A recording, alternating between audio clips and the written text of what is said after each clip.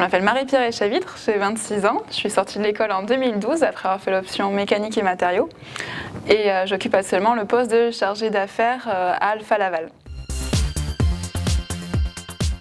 On travaille dans des secteurs très divers et variés parce qu'on fabrique des machines, donc plutôt domaine technique, donc tout ce qui est échange thermique et séparation de fluides dans tous les secteurs. Donc nos clients, c'est toujours des industriels quasiment, donc dans l'agropharma, dans l'énergie, dans la marine. Par exemple, on a des échangeurs à plaquer joints, comme il y a derrière moi. Là, ça sert par exemple pour EDF dans les centrales nucléaires, ça va leur servir à refroidir des fluides chauds, donc par exemple l'eau chaude. J'ai commencé avec un portefeuille de 20 à 30 projets, des plus petits projets, où le suivi, c'était surtout bien communiquer avec le client sur les délais de livraison, s'assurer qu'on livre au bon moment, communiquer avec les techniciens pour envoyer les techniciens au bon moment pour faire la mise en service de la machine et faire le suivi sous garantie de cette machine-là. J'ai commencé sur des centrifugeuses en station d'épuration, puis je suis passée sur des projets un peu plus gros, plutôt dans le nucléaire, donc là avec un suivi documentaire assez lourd. Les clients sont de plus en plus friands de tout le suivi documentaire, traçabilité.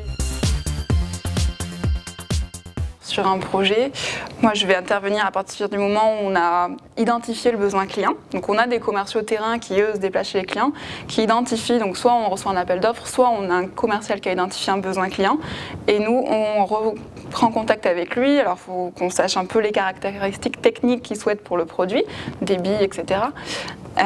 Et on lui propose une solution de dimensionnement par rapport à une gamme de produits qu'on fabrique. Et à partir de là, donc, se passe le process chez client, consultation éventuellement de concurrents. Et nous, on s'assure d'être toujours présent là pour les relances commerciales pour être sûr qu'ils passent commande avec nous. Et ensuite, une fois qu'on a sa commande, on passe nos sous-commandes à l'usine, on s'assure que le projet va lui être livré en temps et en heure, que ça correspond bien à ce qu'il nous a commandé, qu'il n'y ait pas de variation par rapport à ce qu'il souhaitait, par rapport à son besoin initial.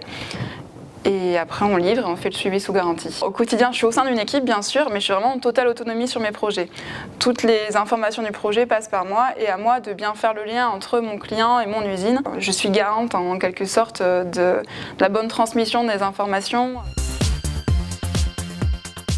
L'école m'a apporté, je pense, c'est tout le socle généraliste qui me permet d'être adaptable assez facilement et de pouvoir dialoguer avec des clients très différents.